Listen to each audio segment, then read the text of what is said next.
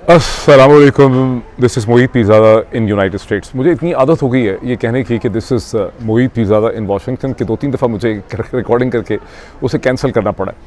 लेकिन मैं यहाँ एक दरिया किनारे इस वक्त बैठा हुआ हूँ, बड़ी शदीद यहाँ विंडी किस्म की जगह है, यहाँ से मैंने भी एक बोट पकड़नी है। लेकिन इस स्टेज पे पाकिस्तान के हवाले से पाकिस्तान तहरीक इंसाफ के इंटरनल डायनामिक्स किस तरह से डॉक्टर शहबाज गिल और सलमान अकरम राजा को टारगेट कर रहे हैं, उसमें जनरल साहिबान भी हैं, पाकिस्तान तहरीक इंसाफ के अंदर के धड़े भी हैं। उमर अयूब साहब को सबक सिखाने की कोशिश की जा रही है जर्नलों की तरफ से, वो मामला क्यों है। और इसके अलावा चंद इंटरनेशनल दो कम अज़ कम बहुत इंपॉर्टेंट डेवलपमेंट्स हैं।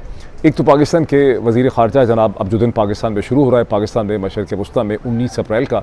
उसमें पाकिस्तान के वज़ीर ख़ारजा जनाब इसहाक डार साहब जो हैं वो अफ़गानिस्तान जाएंगे, वहाँ के फ़ॉरेन मिनिस्टर की इन्विटेशन पे। इस ट्रिप की अहमियत क्या है, और एट द सेम टाइम इससे कहीं ज़्यादा इम्पोर्टेंट मीटिंग जो है रोम में अमेरिका और प्रेसिडेंट ट्रंप की टीम और ईरान की टीम के दरमियान में सेकंड राउंड हो रहा है न्यूक्लियर नेगोशिएशंस का, जिसका पहला राउंड गुज़िश्ता हफ्ते बिल्कुल 7 दिन पहले ओमान में हुआ था। ये तमाम डेवलपमेंट्स मेरे सामने, और ज़ाहिर है कि जब आप इन डेवलपमेंट्स की बात करते हैं तो इससे नथी और भी बहुत से इश्यूज़ जो हैं मेरे सामने होंगे। तो एक एक करके मैं इनकी तरफ चलता हूँ। सबसे पहले ये देखिए कि डॉक्टर शहबाज गिल जो हैं और सलमान अकरम राजा दोनों इस वक्त टारगेट पे हैं। दोनों से GHQ के लोग, जनरल साहिबान और जनरल साहिबान से नथी जो पाकिस्तान तहरीक इंसाफ की लीडरशिप है, वो इनसे खासी नाला है, गुस्से में है इनके, और इन दोनों को फारिग करने का एक तरह से प्लान जो है वो मसलसल बन रहा है। मज़े की बात यह है कि डॉक्टर शहबाज गिल और सलमान अकरम ज़्यादा दो एंटायरली डिफरेंट पर्सनैलिटीज़ हैं। डॉक्टर शहबाज गिल इंतहाई लाउबाली शख्सियत हैं, खुल के बोलते हैं, जर्नलों पे तनकीद, DG ISPR से तो उनको बहुत ज़्यादा मोहब्बत है, और पाकिस्तान तहरीक इंसाफ की इंटरनल जो पॉलिटिक्स है उससे भी एग्री नहीं करते, खुल के बोलते हैं, मतलब जुगतबाजी करते हैं, पंजाबी में भी अपना वीलॉग करते हैं। लेकिन बिल्कुल मुख्तलिफ शख्सियत दूसरी तरफ से सलमान अकरम राजा जो इंतहाई रिस्ट्रेंड, इंतहाई रिजर्व, गैर सियासी किस्म की शख्सियत, पाकिस्तान फोरमोस्ट कॉन्स्टिट्यूशन एक्सपर्ट, और बहुत ही धीमे मिजाज के हैं, बहुत ही अपना हाथ, अपना मुंह और ज़ुबान रोक के बात करने वाले हैं। तो दोनों से इस वक्त क्या वजह है कि दोनों से ही पाकिस्तान तहरीक इंसाफ के लीडर्स भी और जनरल साहिबान जो हैं वो दोनों से बहुत ज़्यादा तंग हैं। अच्छा, अब शहबाज गिल जो है उनकी थोड़ी सी हिस्ट्री बड़ी इंटरेस्टिंग है इस हवाले से कि कम अज़ कम जनवरी के महीने से पाकिस्तान तहरीक इंसाफ की जो लीडरशिप है, जो बुनियादी तौर पर हैं तो वो बहुत से बड़ी डाइवर्सिफाइड लीडरशिप है, लेकिन आप फॉर ईज़ ऑफ रेफरेंस समझ सकते हैं कि खैबर पख्तूनख्वा के चीफ मिनिस्टर अली अमीन गंडापुर और उनके जो साथी हैं, कुछ नेशनल असम्बली के लोग हैं, वो सब डॉक्टर शहबाज गिल जो है उनसे जान छुड़ाना चाहते हैं। उसकी वजह क्या है? उसकी वजह यह है कि ये लोग मसलसल कई महीनों से इंक्रीजिंगली जनरल साहिबान के साथ एक डील करना चाहते हैं, और उसके लिए एक बयानिया और एक नैरेटिव बनाने की कोशिश कर रहे हैं। जबकि डॉक्टर शहबाज गिल जो पाकिस्तान तहरीक इंसाफ में है और उसकी पॉलिटिकल कमेटी के मेंबर थे, वो इनके इस बयानिए के ख़िलाफ़ पोजीशन लेते हैं।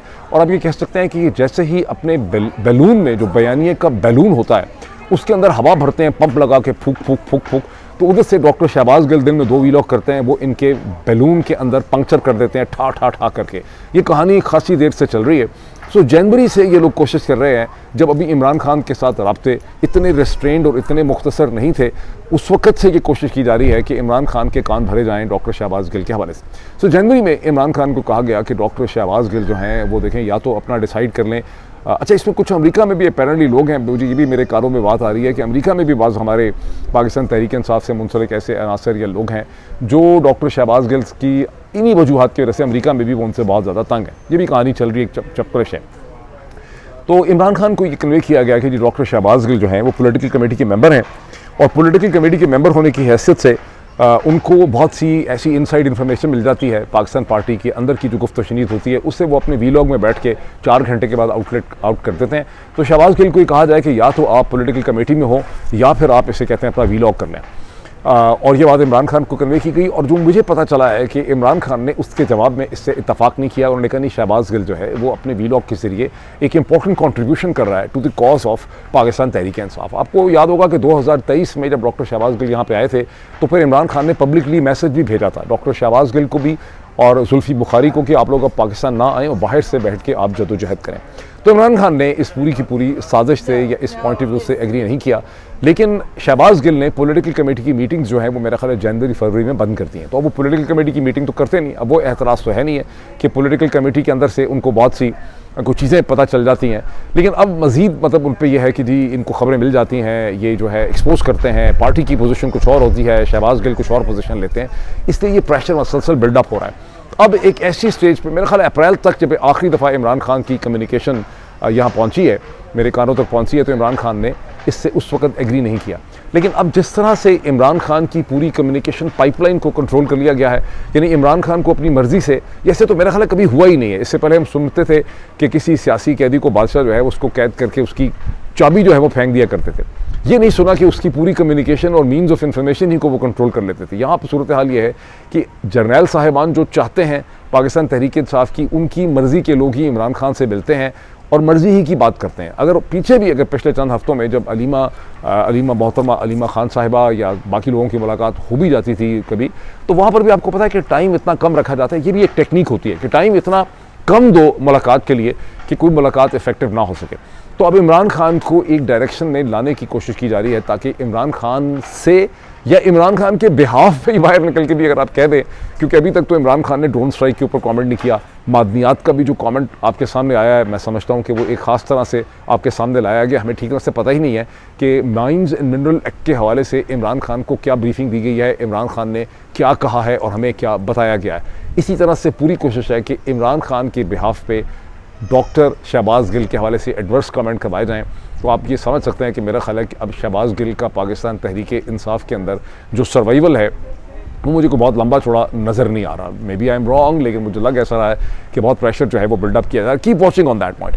अच्छा, इसके साथ ही जो एंटायरली मुख्तलिफ शख्सियत यानी सलमान अकरम राजा, कहाँ डॉक्टर शहबाज गिल की तरह की लाउबाली शख्सियत, केयरलेस बात करने वाला, जुगतबाजी करने वाला, शुगल मेले वाला, कहाँ एक इंतहाई restrained, restricted, cautious Salman Akram राजा। सलमान अकरम राजा से क्यों ये लोग इतने ज़्यादा, जो PTI का जर्नैली टोला है, ये उनसे क्यों इतने ज़्यादा नाला है?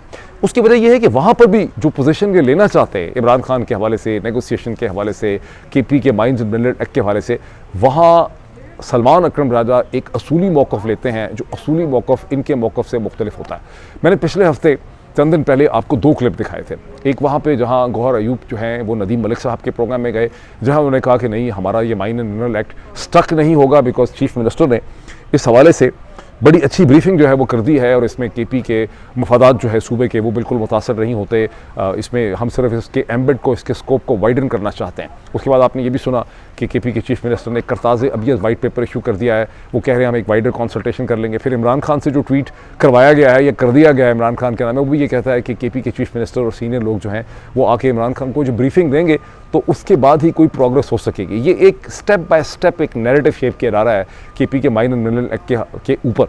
अब सलमान अकरम राजा जब अपीयर हुए शिफा यूसुफजई के प्रोग्राम में, तो आपको याद होगा वो भी क्लिप मैं आपको 2 दफ़ा दिखा चुका हूँ, जिसमें उन्होंने शिफा यूसुफजई ने पॉइंटेडली उनसे सवाल पूछा और उन्होंने कहा कि नहीं, पार्टी की पोजीशन ये, मैंने पिछले व्लॉग में भी मेरा ख्याल 1 आध दिन पहले आपको दिखाया था कि पार्टी की पोजीशन जो है वो ये है कि जब इमरान खान रहा हों और आज़ादी से मुख्तलिफ स्टेक होल्डर्स के साथ KP mines and mineral act को वो एनालिसिस कर सके, उसके बाद ही इसका कोई अप्रूवल जो है हो सकेगा। सलमान अकरम राजा की यही जो पोजीशनिंग है, प्रिंसिपल पोजीशन है, इसी वजह से सलमान अकरम राजा की आपने देखा है कि तकरीबन 3 या 4 दफ़ा उनकी इमरान खान के साथ लिस्ट में भी हैं। उनकी मुलाकात भी इमरान खान के साथ नहीं होती, जहां उनकी मुलाकात उनके स्पोक्स पर्सन जो हैं नियाज़ुल्लाह नियाज़ उनसे नहीं होती, जहां उनकी ज़हीर साहब से नहीं होती, अलीमा खान से नहीं होती, वहाँ सलमान अकरम राजा से भी नहीं होती। तो सलमान अकरम राजा के ऊपर भी गुज़िश्ता चंद दिनों से मसलसल टारगेट किया जा रहा है कि सलमान अकरम राजा, अब एक नया शोशा ये छोड़ दिया गया है, जो मैंने पिछले व्लॉग में आपको बताया था कि रिपोर्टर्स ने पे दर पे सलमान अकरम राजा को एम्बेरस करने के लिए सवाल पूछे एक कोर्ट के सामने कि जी हमें ये पता चला है, पता नहीं फवाद चौधरी साहब से पता चला है, फैसल चौधरी साहब से पता चला है, या उनको जो है गौहर अयूब के रेफरेंस से पता चला है, सॉरी गौहर मैंने गलत कह दी, गौहर अली खान के रेफरेंस से पता चला है कि इमरान खान जो है वो सलमान अकरम राजा से बड़े तंग हैं, बड़े परेशान हैं, नाला हैं, उनको पसंद नहीं कर रहे। वो ये समझते हैं कि सलमान अकरम राजा जो है वो पार्टी को एक क्लास की तरह चला रहे हैं, कॉलेज की तरह चला रहे हैं, तो इसलिए वो उनसे नहीं मिलते हैं, तो उनसे अपना डिस्प्लेजर। और इस पर फिर सलमान अकरम राजा जो है, अब सलमान अकरम राजा जो है ना वो एक रवायती सियासतदान नहीं है, जो एक रवायती सियासतदान जो है ना, उसने एक रेन कोट पहना होता है, उसने एक अम्ब्रेला, एक छतरी पकड़ी होती है, उसके ऊपर आप पानी फेंकें, गंद फेंकें, कुछ भी फेंकें, वो मुस्कुरा के उसका जवाब देता है। उसकी बड़ी क्लासिक एग्जांपल जो है वो PMLN के मंझे हुए सियासतदान हैं जनाब, जो उनके पहले interior minister, law minister Rana Sanaullah साहब जो हैं, वो इसकी क्लासिक एग्जांपल है। आप कुछ भी उनसे पूछ लें, राना साहब अपनी मूँछों के नीचे से, ज़ेरे लब मूँछों के पीछे से स्माइल देते हैं और वो कहते हैं कि नहीं भाई ऐसी कोई बात नहीं। Salman Akram Raja is finding it very difficult. जिस किस्म की क्रिटिसिज्म उन पर बिल्डअप की जा रही है, गुज़िश्ता 24 घंटे में एक टेलीविजन प्रोग्राम के अंदर दोबारा उनसे इसी किस्म के सवाल पूछे गए और सलमान अकरम राजा खासे वहाँ पे भड़म हुए। अब चूँकि सलमान अकरम राजा को इमरान खान के ऑर्डर से निकलवाना बड़ा मुश्किल है, मुझे लग ये रहा है, जो मुझे समझ आ रही है कि ऐसे हालात पैदा किए जा रहे हैं कि सलमान अकरम राजा को इमोशनली तौर पे, साइकोलॉजिकली तौर पे, जज्बाती तौर पे आप उनको इतना उनको एजिटेट कर दें, इतना अंडर प्रेशर लेके आए एक ऐसे आदमी को जिसको आदत नहीं है इस किस्म के माहौल की, कि वो खुद ही कहे कि जनाब मैं तंग आ गया हूँ, मैं छोड़ता हूँ। जैसे कि लास्ट टाइम उन्होंने कहा भी, जब उनसे सवाल पूछा गया कि जी आपको निकाल देंगे, उन्होंने कहा मेरा नहीं ख्याल कि ऐसी कोई चीज़ हो रही है, लेकिन यह है कि अगर मुझे निकाल भी दिया जाए तो इससे मुझे को बहुत फ़र्क इसलिए नहीं पड़ता कि मैं तो गुज़िश्ता 20, 25, 30 बरस से अपनी एक लीगल प्रैक्टिस कर रहा हूँ, ह्यूमन राइट्स के हवाले से, कॉन्स्टिट्यूशन के हवाले से। और वहाँ बीइंग हम्बल, उन्होंने ये नहीं कहा कि मैं तो पाकिस्तान का टॉप जो चोटी के 2-3 कॉन्स्टिट्यूशनल एक्सपर्ट्स हैं, उनमें मेरा शुमार होता है। भाई आपकी पोजीशन जो है मेरे किस काम की। तो ये एक ऐसी डेवलपमेंट है जिसमें मैं चाहता था कि आप इसको अंडरस्टैंड कर सकें। इसके साथ ही उमर अयूब जो हैं उनको भी टारगेट किया जा रहा है। अब उमर अयूब को क्यों टारगेट किया जा रहा है? मेरी अंडरस्टैंडिंग ये है, जो मैंने कई व्लॉग्स में आपसे कन्वे की है, कि उमर अयूब खान जो हैं वो तो पाकिस्तान के इदारों के, एजेंसीज़ के खासे करीब हैं। उनका जो इतना रोबस्ट कॉन्फिडेंस होता है उसकी वजह यही है कि वो अपने आप को सिक्योर महसूस करते हैं। उनके राब्ते भी हैं। 26 नवंबर के कत्लेआम के बाद उन्होंने असले की पूरी एक्सप्लेनेशन दी कि किस किस्म के वेपन्स यूज़ किए गए हैं, गन्स का नाम उन्होंने लिया। तो ये तभी मुमकिन था जब रियासती इदारों के अंदर भी उनकी एक इनग्रेस है और वहाँ से उनको एक ब्रीफिंग जो है इस हवाले से मिलती है। उमर अयूब को टारगेट इसलिए किया जा रहा है कि गुज़िश्ता चंद दिनों से उमर अयूब बेइंतहा खुद एतमादी से और जो है बहुत ही असर्टिव तरीके से पाकिस्तान के GHQ के जो लोग हैं और GHQ को वो टारगेट कर रहे हैं और ISI को वो टारगेट कर रहे हैं, उनको डिसिप्लिन करने का फैसला किया गया। अब उसके हवाले से क्या किया गया? उमर अयूब ने जब फरवरी का इलेक्शन हुआ था तो उससे पहले उन्होंने एक पिटिशन, एक एप्लीकेशन डाली थी, कंप्लेंट डाली थी इलेक्शन कमीशन को। उन्होंने कहा था कि उनको ये खबर है कि बहुत ज़्यादा फेक बैलेट जो है वो प्रिंट किया जा रहा है। वो एप्लीकेशन उधर ही थी। उसके बाद इलेक्शन हुआ, उसमें उमर अयूब 80,000 85,000 वोट से एक PMLN के उनके जो अपोनेंट थे उससे वो जीत गए। गालिबन उनका नाम नवाज है। अब इलेक्शन कमीशन की जो पिटीशन थी वो बाद में इलेक्शन कमीशन ने कहा कि ये तो चूँकि दोनों ने वहाँ पर नवाज साहब मेरे ख्याल अपनी एप्लीकेशन लेके गए। उन्होंने कहा जनाब मेरा जो जीतने वाला कैंडिडेट है वो भी कहता था कि फेक बैलेट जो है वो प्रिंट हो रहे हैं, तो ये इलेक्शन जो है इसको आप कालादम करार दें, दोबारा होना चाहिए। उसके ख़िलाफ़ उमर अयूब जो है वो हाई कोर्ट में चले गए। वो अब तकरीबन 1 साल 1 महीने से 2 महीने से वो पिटीशन, या 1 साल से वो पिटीशन जो है उमर अयूब ने वहाँ से स्टे ऑर्डर लिया था इस्लामाबाद हाई कोर्ट से। गुज़िश्ता 24 घंटों में खबर यह है कि इस्लामाबाद हाई कोर्ट से, ये उनके मुखालिफ ऐसे कहते हैं कि इस्लामाबाद हाई कोर्ट से वो स्टे जो है उसे वेकेट करा दिया गया। इसका मतलब यह है कि अब फैसला जो है वो दोबारा इलेक्शन कमीशन के पास जाएगा। अब हाई कोर्ट भी जर्नलों की, भाई साहब की अपनी है, इस्लामाबाद हाई कोर्ट भी जर्नलों की है, इलेक्शन कमीशन भी उनका है। अब यहाँ पर क्या होगा? मेरा असेसमेंट और मेरी फीलिंग सिक्स सेंस की कहती है कि उमर अयूब की सीट नहीं शायद ये ख़त्म करना चाहेंगे, बिकॉज उमर अयूब के साथ इनके इतने बुरे ताल्लुकात नहीं हैं। ये एक सर्टन बैलेंस ऑफ पावर रखना चाहते हैं और उसमें उमर अयूब को इनके लिए बहुत ज़्यादा नुकसानदेह नहीं है। अलबत्ता उमर अयूब के सर के ऊपर इलेक्शन कमीशन जो ख़ुद जर्नैल जैसे कंट्रोल करते हैं, उसकी शक्ल में एक तलवार जो है वो लटका दी गई है कि भाई आप बिहेव करें और ISI और फ़ौज के ख़िलाफ़ इतनी खुल के बात ना करें। ये एक मैसेज उनको दिया जा रहा है ताकि उमर अयूब को समझ आ जाए। और इसके बाद अगर उमर अयूब जो हैं वो इनसे कोऑपरेट नहीं करेंगे, इनके इस मैसेज को नहीं मानेंगे और इसी तरह से बेबाकी से बात करते रहेंगे जिस तरह से गुज़िश्ता 24 घंटों में उन्होंने अडयाला जेल के बाहर की है, जब थोड़ी देर के लिए वो डिटेन भी हो गए थे अलीमा खान साहिबा के साथ, तो फिर उनकी सीट जो है, उनको ये मैसेज दिया जा रहा है कि आपकी नेशनल असम्बली की सीट और आपकी लीडरशिप जो है वो जा भी सकती है।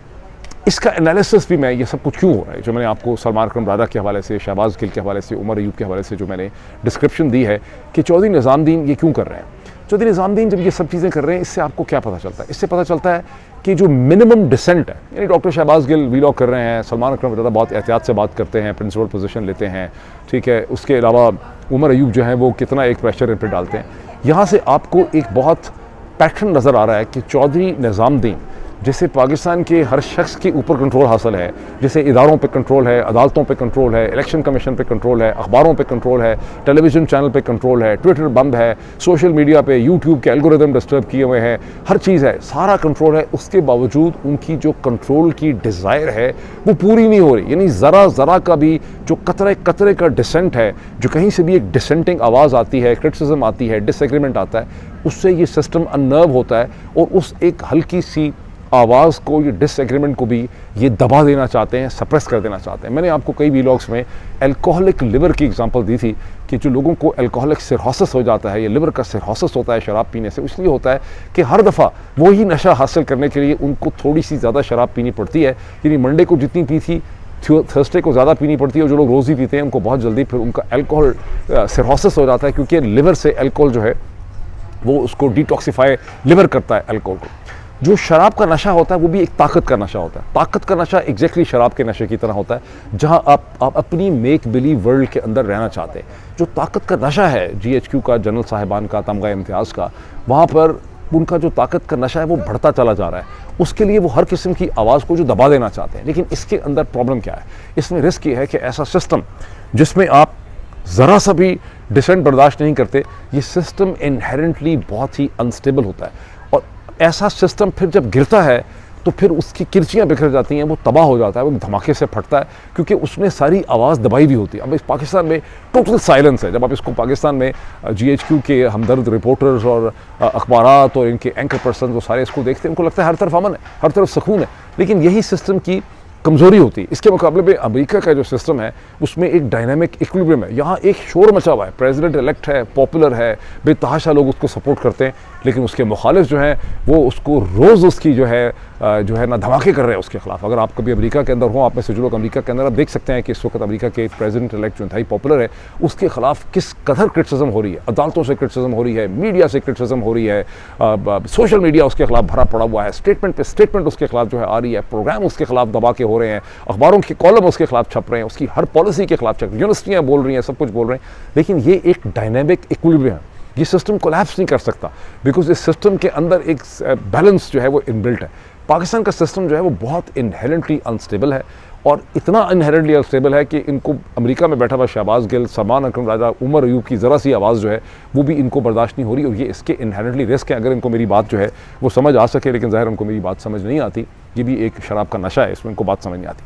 अब दो बड़े इंपॉर्टेंट मीटिंग्स या विजिट्स होने आज के दिन में, एक का ताल्लुक पाकिस्तान और अफगानिस्तान से है, दूसरे का ताल्लुक अमेरिका, ईरान और इसराइल के साथ है। मैं उसका एक मुख्तसर एक जायज़ा आपके सामने रख दूँ। ये जो सैटरडे का दिन शुरू हो रहा है, इसमें पाकिस्तान के फॉरेन मिनिस्टर इसहाक डार साहब अफगानिस्तान के फॉरेन मिनिस्टर अमीर खान मुतक्की की इन्विटेशन पे काबुल जा रहे हैं, और वहाँ पर उससे पहले पाक अफगान कोऑर्डिनेशन कमेटी की मीटिंग हुई है जिसमें फैसला हुआ था। और इस मीटिंग में पाकिस्तानी मिशन को लीड कर रहे थे पाकिस्तान के प्रोमिनेंट फॉर्मर एम्बेसडर जनाब सादिक खान साहब, जिन्होंने पाकिस्तान अफगानिस्तान के दरमियान में गुज़िश्ता 15-20 बरस में ताल्लुकात और कोऑर्डिनेशन कम्युनिकेशन को इम्प्रूव करने में सादिक खान का बड़ा रोल है। जब भी कभी इसकी कोई एक ऑब्जेक्टिव तारीख लिखी जाएगी तो उसमें सादिक खान का बड़ा रोल आएगा। ये और बात है कि ज़ाहिर है पिंडी में बैठी हुई थिंकिंग इस किस्म की है कि उन्होंने सादिक खान की तमाम कोशिशें जो हैं उसको उन्होंने खाक में मिला दिया। लेकिन अब ये मीटिंग हो रही है, और वहाँ पर इसहाक डार साहब की आज जो दिन शुरू हो रहा है सैटरडे को, अफगान एक्टिंग प्राइम मिनिस्टर और एक्टिंग डिप्टी प्राइम मिनिस्टर और ज़ाहिर है एक्टिंग फॉरेन मिनिस्टर से मुलाकात होगी। इसका मजाक ये देखें कितनी ये मज़ाक़ा खेज़ बात है कि जो हुकूमत अगस्त 2021 में आई थी उसको अभी तक एक्टिंग इंटरिम गवर्नमेंट कहा जा रहा है। यानी 21 के बाद 22, 22 के बाद 23, 23 के बाद 24, 3 साल से ज़्यादा उनको हो चुके हैं। और पाकिस्तान में इस टाइम पीरियड में 2 हुकूमतें आ चुकी हैं, शहबाज शरीफ साहब की एक्टिंग हुकूमतें, उसको कोई एक्टिंग इंटरिम गवर्नमेंट नहीं कहता, अभी भी इन्होंने इंटरिम अरेंजमेंट बनाया। बहरहाल इस वक्त पाकिस्तान अफगानिस्तान के दरमियान में बहुत तलखियाँ, बहुत सी टेंशन हैं, जो मैंने आपको कई एनालिसिस करके बताएं 2023 से, कि जानबूझ के ये टेंशन बनाई गई है। इसको कहते हैं लुक वेस्ट पॉलिसी। चूँकि हिंदुस्तान की और उनके साथ अमेरिका की मसलसल उनकी जो उनके इदारे हैं उनकी एक रिक्वायरमेंट थी कि आप हिंदुस्तान से अपनी टेंशन और जंग के माहौल को ख़त्म करें, और आपका असल दुश्मन जो है वो ये तालिबान है, आपका दुश्मन फैनेटिक्स हैं, आपका दुश्मन इस्लामिस्ट हैं। तो आहिस्ता आहिस्ता अब देखें कि कितने कामयाब तरीके से पाकिस्तान की सारी जो वॉर पॉलिसी है या उसकी जो नेशनल सिक्योरिटी पॉलिसी है उसका रुख, उसकी तोपों का रुख इन्होंने अफगानिस्तान की तरफ, इस्लामिस्ट की तरफ, वेस्टर्न बॉर्डर की तरफ कर दिया। अब आपको ईस्टर्न बॉर्डर की कोई खबर ही नहीं आती है। और ये मैं, अगर आप ऑब्जर्वर रिसर्च फाउंडेशन में मैं देख रहा था, उनके जो सेमिनार होते रहते हैं वहाँ पर हिंदुस्तान के एक्सपर्ट्स और डिप्लोमेट्स को मैंने ये कहते सुना कि भाई हमने पाकिस्तानियों को बहुत ये कन्वे किया है कि आपका असल दुश्मन जो है वेस्ट में, हमारे साथ तो आपकी दुश्मनी नहीं है, हमारे साथ आपके कोई इशूज़ नहीं। तो अब अफगानिस्तान एक दुश्मन के तौर पर डिफ़ाइन हो चुका है। इसहाक डार साहब के जाने से पहले 84,000 से ज़्यादा लोगों को मार्च के महीने में अफगान जो सिटीजन्स थे पाकिस्तान से उनको निकाला गया है फोर्सबली, और भी बहुत से लोगों को मज़ीद कहते हैं कि मिलियन के करीब लोग हैं उनको यहाँ से इन्होंने, यानी 8 लाख से ज़्यादा तो निकल चुके हैं ना गुज़िश्ता एक बरस में। तो ज़ाहिर है ये भी एक टेंशन है। उसके अलावा बॉर्डर कॉन्फ्लिक्ट भी है, तुर्खम का बॉर्डर भी बंद हो चुका है। जो कुछ तालिबान पाकिस्तान में करते हैं टीटीपी, उसका भी तमाम इल्ज़ाम उनके ऊपर है। चंद दिन पहले वाशिंगटन पोस्ट में एक स्टोरी छपी कि ये जो असला अमरीकी पीछे छोड़ गए हैं वो असला हमारे खिलाफ इस्तेमाल हो रहा है, वो टीटीपी के पास चला गया है, वो BLA के पास चला गया है। 3 बंदूकें हासिल उन्होंने कहीं कि जो ट्रेन पे जाफ़र एक्सप्रेस पे हमला हुआ था उसमें 3 बंदूकें थी M16, उससे भी साबित होता है। तो एक पूरी टेंशन का माहौल है जिसके दरमियान में इसहाक डार साहब वहाँ जा रहे हैं और इसको पाकिस्तानी ज़राए अबलाग में कहा जा रहा है कि ये बड़ी पॉजिटिव चीज़ है। पॉजिटिव तो है, इसमें कोई शक नहीं है, इससे पॉजिटिव ऑप्टिक्स जनरेट हो रहे हैं। मेरा एनालिसिस ये है कि इसमें से कोई रिजल्ट इसलिए नहीं निकल सकेगा कि जहाँ अफ़गान तालिबान की तो डेफिनेटली रिक्वायरमेंट है कि पाकिस्तान के साथ जो सेंस ऑफ हॉस्टिलिटी है उसे कम करें। इस्लामाबाद पिंडी की ये रिक्वायरमेंट ही नहीं है। इनकी रिक्वायरमेंट ये है कि आप साथ साथ ये ऑप्टिक्स जनरेट करें कि हम कोशिश तो बहुत कर रहे थे, हमने ज़ोर तो बढ़ाया लगाया, कल्ले बंदे थे कम नहीं है, हम बड़ी कोशिश कर रहे हैं, लेकिन अफ़गान तालिबान जो हैं वो हमें तंग कर रहे हैं और उनकी हमारे बारे में नीयत ठीक नहीं है, दुनिया को दुहाई देनी है आपने अक़वाम मुत्तहिदा में अमेरिका के सामने। इनकी डिज़ायर नहीं है, इनकी स्ट्रेटेजिक रिक्वायरमेंट ही नहीं है कि अफ़गानिस्तान के साथ इनको पीसफुल माहौल मिले, बिकॉज इनको इतनी बड़ी फ़ौज को, इतने बड़े नेशनल सिक्योरिटी एपरेटस को इनको जस्टिफाई करना है। और उस जस्टिफाई करने के लिए ये जो बीएडेड दाढ़ियों वाले अफ़गान तालिबान हैं, ये एक बड़ा अच्छा किस्म का एक टारगेट है, एक इनके हाथ में एक टूल है उसको जस्टिफाई करने के लिए। अब चलें इसको मारें गोली, इसमें मैंने आपको बड़ा अच्छा समझा दिया, आप भी समझ सकते हैं। जो बहुत क्रूशल मीटिंग होनी है अब से कुछ घंटों के बाद, वो यूरोप में, रोम में, इटली के कैपिटल में होनी है, जहां ईरान के हिसाब से इनडायरेक्टली, अमेरिका के हिसाब से डायरेक्ट नेगोशिएशन हो रही है between Iran and Trump team. अब इसका पिछला राउंड ओमान में हुआ था, वहाँ पर स्टीव विटकॉफ इसको लीड करते हैं, जो एनवॉय हैं मिडिल ईस्ट के लिए डोनाल्ड ट्रम्प के। इसमें थोड़ा सा इसका बैकग्राउंड भी देखें कि इसराइल इन टॉक्स के ख़िलाफ़ है। मंडे को जब इसराइल के प्राइम मिनिस्टर पिछले मंडे को जब आए वाशिंगटन में आके, तो कहा गया था कि वो टैरिफ जो लग गए 16% या 18% इसराइल के ऊपर, उसकी प्रोटेस्ट करने आए हैं और टैरिफ्स को वो ठीक करवाना चाह रहे हैं। लेकिन बाद में इसराइली अखबारों से ये पता चला कि नहीं, टैरिफ का मसला नहीं था, वो दर हकीकत ईरान के हवाले से आए थे। वो क्यों आए थे ईरान के हवाले से? नेतन्याहू को परेशानी क्या है? परेशानी ये है कि नेतन्याहू और इसराइली इस्टेब्लिशमेंट ये समझती थी कि डोनाल्ड ट्रम्प सीधा सीधा ईरान पे चढ़ नहीं धोड़ेंगे। बेसिकली इसराइल का जो प्लान है और उसके हवाले से बड़ी डिटेल, खूबसूरत डिटेल्स, अगर आपको मौका मिले तो न्यूयॉर्क टाइम्स और वाशिंगटन पोस्ट में गुज़िश्ता 24 घंटे में बड़ी तफसीली स्टोरीज छपी हैं। जो आप में से पढ़ना चाहता है, इसको समझना चाहता है, उसको आप देखें, वहाँ पे कमाल की डिटेल्स इसकी हैं। तो इसराइलीज़ का पूरा एक प्लान बना हुआ था कि हम एयर अटैक भी करेंगे, एरियल अटैक भी करेंगे ईरान के ऊपर, और उसके बाद हमारे कमांडो यूनिट्स जो हैं वो नेतान्स की जो न्यूक्लियर फैसिलिटी है उसमें लैंड करेंगे, अंदर जाएंगे, अंदर जाके डिस्ट्रॉय करेंगे। बिकॉज उनका असेसमेंट ये है कि किसी भी एरियल अटैक के ज़रिए आप मुकम्मल तौर पे ईरान का जो न्यूक्लियर एसेट्स हैं उनको आप एलिमिनेट नहीं कर सकते, वो बच जाएंगे और आपको ज़ाहिर क्लियरली नहीं पता चलेगा। तो आपको कमांडो यूनिट्स की भी ज़रूरत होगी। और अमेरिका ने अचानक जब ये कह दिया, डोनाल्ड ट्रम्प ने, उन्होंने ख़त लिख दिया चंद हफ्ते पहले इमाम खामेनेई को कि हम बातचीत करना है, न्यूक्लियर डील में करना है, तो उससे इसराइल की जो स्ट्रेटेजिक थिंकिंग थी प्राइम मिनिस्टर नेतन्याहू की, उनकी टीम को, उसको बड़ा धचका लगा। बिकॉज वो ये एक्सपेक्ट नहीं करते थे कि ऐसी कोई चीज़ जो है वो होगी। और इसी चीज़ को बावर करने के लिए कि भाई ईरान बहुत बड़ा ख़तरा है, इसराइल के प्राइम मिनिस्टर यहाँ पे आए थे। और अब न्यूयॉर्क टाइम्स की जो स्टोरी छपी है और वाशिंगटन पोस्ट की स्टोरी छपी है, और आपको बड़ी आसानी से मिल जाएगी, अगर आप जाके गूगल पे सिर्फ ईरान इसराइल लिखेंगे तो आपको सारी स्टोरीज जो हैं गूगल पे मिल जाएगी, और आई एम श्योर कि पाकिस्तान में खुली आपको मिल रही होंगी। तो उससे आपको पता चलेगा कि डोनाल्ड ट्रम्प ने जो हमले का पूरा प्लान था इसराइल का, जिसमें वो एक्सपेक्ट करते थे कि अमेरिका उनकी मदद करेगा अलॉन्ग विद B-52 बॉम्बर्स, उसको उन्होंने रद्द कर दिया, रिजेक्ट कर दिया, और इसराइल को उन्होंने इससे रोक दिया। अब क्योंकि इसराइल में बड़ी डिसअपॉइंटमेंट है कि ये जो टॉक्स होनी है, इसमें 2015 की तरह की कोई न्यूक्लियर डील, जिसको joint comprehensive plan of action JCPO कहते हैं, जो ओबामा एडमिनिस्ट्रेशन के ज़माने में हुई थी, डोनाल्ड ट्रम्प भी कोई ऐसी कर लेंगे जिस पे ईरान कहेगा कि हम मज़ीद न्यूक्लियर एनरिचमेंट, यूरेनियम एनरिचमेंट नहीं करते, हम वेपन नहीं बनाएंगे। तो इसराइल की ये रिक्वायरमेंट नहीं है कि ईरान की खाली मॉनिटरिंग हो, वो वेपन ना बनाए, यूरेनियम एनरिचमेंट ना करे। वो ये कहते हैं कि हमें श्योरिटी होनी चाहिए कि ईरान के तमाम जो न्यूक्लियर इस्टेब्लिशमेंट है उसको एलिमिनेट कर दिया गया है, मतलब उसकी पूरी गारंटी होनी चाहिए। नेतन्याहू के तो एग्जैक्ट वर्ड्स क्या हैं कोर्ट्स में कि ये तभी होगा जब अमेरिकन सुपरवाइज टीम ईरान के अंदर जाएंगी, अपने सामने ईरान की पूरी न्यूक्लियर इस्टेब्लिशमेंट को और उनकी पूरे सेटअप को नतान्स के और डिफरेंट जगहों पे फर्दों में उसे डिसमेंटल करेंगी, उसकी पूरी एविडेंस होगी। अदरवाइज़ ये गारंटीज़ और ये विजिट्स एंड ये मॉनिटरिंग वगैरह जो है ये कोई हकीकत नहीं रखते, और ये सारी चीज़ें इसराइल के अखबारों में छप रही हैं। लेकिन अमेरिका में अमेरिकन एडमिनिस्ट्रेशन उससे एग्री नहीं कर रही। लेकिन इसके नतीजे में ट्रंप एडमिनिस्ट्रेशन के ऊपर इसराइल का दबाव जो है कि आप अपनी डिमांड्स को चेंज करें, बिकॉज पिछले हफ्ते चंद दिन पहले जो एनवॉय है मिडिल ईस्ट के लिए स्टीव विटकॉफ, उन्होंने कहा कि हमारी रेड लाइन ये है कि ईरान, और प्रेसिडेंट ट्रंप ने भी कहा कि ईरान को न्यूक्लियर वेपनाइजेशन की इजाज़त नहीं होगी, वो कभी भी नहीं बना सकेगा। वो ईरान भी यही कह रहा है कि हम वेपन नहीं बनाएंगे, हम आपके से डील कर लेते हैं, हम यूरेनियम एनरिचमेंट नहीं करेंगे। 2015 की तरह की वो डील जो है वो सीख कर रहे हैं। अब गुज़िश्ता 2-3 दिनों में स्टीव विटकॉफ ने ये कहा है, जो जा रहे हैं रोम अब पहुँचेंगे, उन्होंने कहा कि नहीं, ईरान को अपना न्यूक्लियर पूरा का पूरा जो सेटअप है उसे एलिमिनेट करना होगा और उसकी वेरिफिकेशन जो है वो चाहिए होगी। और यही चीज़ अमेरिका के सेक्रेटरी डिफेंस पीट हेग्सेथ जो हैं उन्होंने बड़ी सख्ती से ये चीज़ कही है। डोनाल्ड ट्रंप ने इस हवाले से कुछ नहीं कहा। और अच्छा, इसराइलियों को ये भी शिकायत है कि स्टीव विटकॉफ जो हैं उनकी पोजीशन डोनाल्ड ट्रंप के मुकाबले में बड़ी नरम है। उसकी वजह ये है कि ज़ाहिर है वो ईरानियों के साथ डील कर रहे हैं, और ईरानियंस जो हैं वो कहते हैं कि इस तरह की बात करना नॉन स्टार्टर है, इसका मतलब आप नेगोशिएशन नहीं करना चाहते। ईरानियंस को खौफ क्या? ईरानियंस को खौफ ये है कि इसराइल और अमेरिकन इस्टेब्लिशमेंट दर हकीकत, खास करके इसराइल जो है वो न्यूक्लियर के पीछे नहीं है। वो दर हकीकत ये मसला नहीं है कि उनको न्यूक्लियर वेपन का ख़तरा है, वो ईरान का जो इस्लामिक रजीम है उसे ख़त्म करना चाहते हैं। यानी ईरान में रजीम चेंज ऑपरेशन के लिए कंड्यूसिव एटमॉस्फेयर जो है वो बनाई जा रही है कि पहले आप एक ऐसे हालात पैदा कर दें जिसमें ईरान की रजीम एक्सट्रीमली अनपॉपुलर हो जाए, उसके बाद हालात ऐसे हों कि आप उसका रजीम चेंज कर दें, तो ईरान को एक स्लिपरी पाथ पे ले जाया जा रहा है। ये एक इम्पॉर्टेंट डेवलपमेंट है। पाकिस्तान में भी आपके जर्नल मसलसल देख रहे हैं इस डेवलपमेंट को बड़े गौर से कि भाई हमें क्या मौका मिलेगा। जिस तरह से हमने यूक्रेन में असला बेच दिया, बम, हमने गोले बेचे 155 मिलीमीटर के, हम अफगानिस्तान के बारे में भी ऑफ़र कर रहे हैं कि हम वहाँ से भी लड़ने को तैयार हैं। तो ईरान की सिचुएशन को भी पाकिस्तान की GHQ में बड़े गौर से देखा जा रहा है। इसलिए अगले 12, 14, 18 घंटों में, आप कह लें कि अगले 24 घंटों में जो रोम में मीटिंग हो रही है, इसे आप सब लोगों को बहुत गौर से देखना चाहिए। एक मैं वर्ड और जुमला कह दूँ तो फिर मैं बात ख़त्म करता हूँ। देखिए, आप में से बहुत से देखा है लोग बड़े इनवर्ड लुकिंग हैं, और हालांकि कहते हैं कि दुनिया में बहुत इंटरेस्ट है। ये दुनिया की अंडरस्टैंडिंग आपको मुईद पीरज़ादा के वीलॉग्स और ब्लॉग्स वीडियो से नहीं खाली मिल सकती। आप सिर्फ ऐसा करें कि कोई एक न्यूज़ एजेंसी उठा लें जो फ्री आपको मिलती है। मैं $4 देता हूँ हर महीने रॉयटर्स के, हर किस्म की, लेकिन रॉयटर्स आपको फ्री भी मिलता है, AFP फ्री भी मिलता है, गार्डियन अखबार फ्री भी है, अल जज़ीरा भी फ्री है।